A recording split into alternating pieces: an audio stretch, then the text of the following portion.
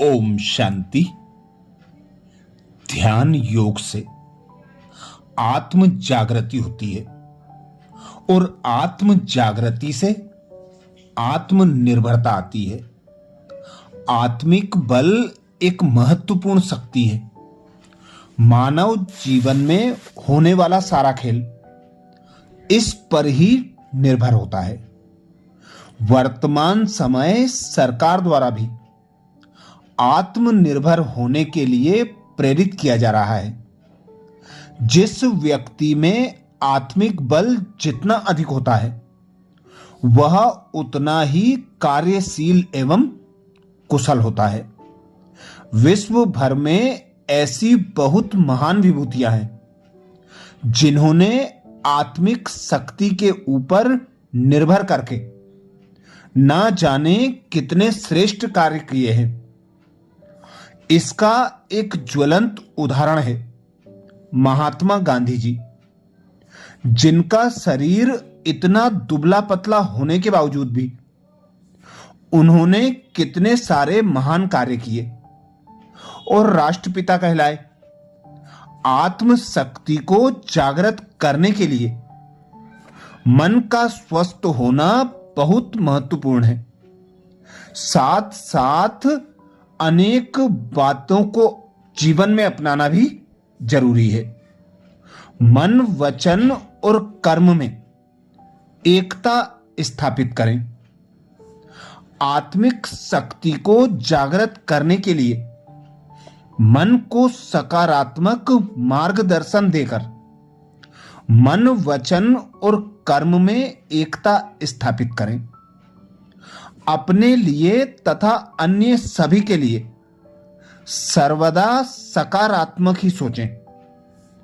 उसी अनुरूप शब्दों का भी प्रयोग किया जाए और फिर जो कहा जाए वही किया जाए। इससे दृढ़ निश्चय निर्माण होता है और आत्मनिर्भर होकर कार्य करने में बहुत मदद मिलेगी। कथनी और करनी में अंतर वाले व्यक्ति को जीवन में असफलता, निराशा, पर आलंबन आदि के सिवाय कुछ नहीं मिलता।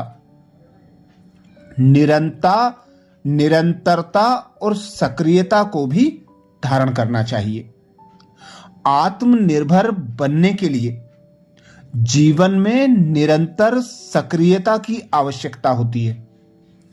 आलस्य और प्रमाद अभिशाप है। इसलिए कहावत भी है, खाली दिमाग शैतान का घर। कार्यशीलता से रहित जीवन बोझ स्वरूप होता है। अकर्मण्य आलसी व्यक्ति संसार में सदैव पिछड़े हैं।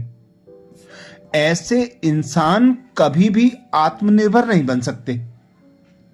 आत्म शक्ति से संपन्न व्यक्ति निष्ठा पूर्वक जीवन बिताता है। उसके जीवन में आराम नाम की कोई चीज ही नहीं होती। कार्यशीलता से ही मन की चंचलता, नकारात्मक संकल्प विकल्प, क्रोध, भोग, वासना आदि सब नष्ट हो जाते हैं। ईश्वर ने हम सबको असीम मानसिक शारीरिक शक्तियां प्रदान की हैं जिनका प्रयोग करने के लिए निरंतर सक्रिय रहना जरूरी है। मन को बुद्धि के नियंत्रण में रखें। हर इंसान के अंदर जन्म जन्मांतर के अनेक संस्कार भरे पड़े हैं। मन को पूर्व संस्कार के वशीभूत होकर कार्य करने की आदत होती है। पिछले जन्म के नकारात्मक संस्कारों को इस जन्म में प्रतिफलित होने की संभावना बनी रहती है। अतः संस्कारों को बुद्धि के नियंत्रण में रखकर गलत मार्ग पर जाने से बचना अनिवार्य है। तभी हम सही रीति से आत्मनिर्भर होकर रह पाएंगे। ईश्वर चिंतन तथा योग का अभ्यास निरंतर करें। जहां बात हो रही है आत्मनिर्भरता की, तो आत्मा का संबंध जब अपने पिता निराकार परमात्मा से जुटेगा, तब तक हम सही रीति से आत्मनिर्भर नहीं बन सकते। जब तक आत्मा का संबंध परमात्मा से नहीं जुटेगा, तब तक हम सही रीति से आत्मनिर्भर नहीं बन सकते। इसलिए निरंतर राजयोग अभ्यास को जीवन में धारण करना अत्यंत जरूरी है। इस अभ्यास से हमारी मानसिक स्थिति शुद्ध बन जाती है। ऐसा व्यक्ति समाज के लिए वरदान होता है।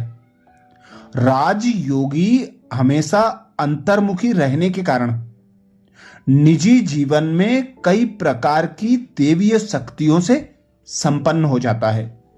फलस्वरूप उसकी कर्म कुशलता अन्य व्यक्तियों से कई गुना ज्यादा हो जाती है। तो सार में हम यही समझ लें कि आत्मिक बल के लिए हमारे मन और बुद्धि एकाग्र होना आवश्यक है। हमें परमात्मा पिता की याद में रहकर आध्यात्मिक ज्ञान का मनन चिंतन कर अपने को शक्तिशाली बनाना है, जिसके लिए ही कहा गया है, जैसा अन्न वैसा मन, जैसा पानी वैसी वाणी। पर अन्न और पानी के अलावा भी हम अनेक आहार लेते हैं। जैसे नाक से हम सूंघते हैं, वह भी एक आहार है। कानों से हम सुनते हैं, यह भी एक आहार है। ऐसे अनेक मनुष्य देखे जा सकते हैं, जिन्हें आंखों से देखने पर ही हम बता सकते हैं कि यह कैसा व्यक्ति है। यह आहार हमारी आंखों द्वारा हमारे अंदर जाता है। तो ऐसी अनेक शुद्धताएं हैं जो हमारे मन और बुद्धि को शुद्ध बनाती हैं। इसीलिए महात्मा गांधी के 3 बंदर बताए: बुरा ना देखो, बुरा ना सुनो, बुरा ना बोलो। इसमें एक बंदर और जोड़ दिया जाए कि बुरा ना सोचो। जब हम सोचते हैं, संकल्प करते हैं, तो संकल्प बीज होता है। वही बीज हमारे बोल द्वारा प्रत्यक्ष होता है, और हम जैसा बोलते हैं वह हमारे कर्मों द्वारा प्रत्यक्ष होता है। तो हमें शुद्ध अन्न, शुद्ध पानी, साथ साथ जो देखना है वही देखें, जो सुनना है वही सुने, जो बोलना है वही बोलें।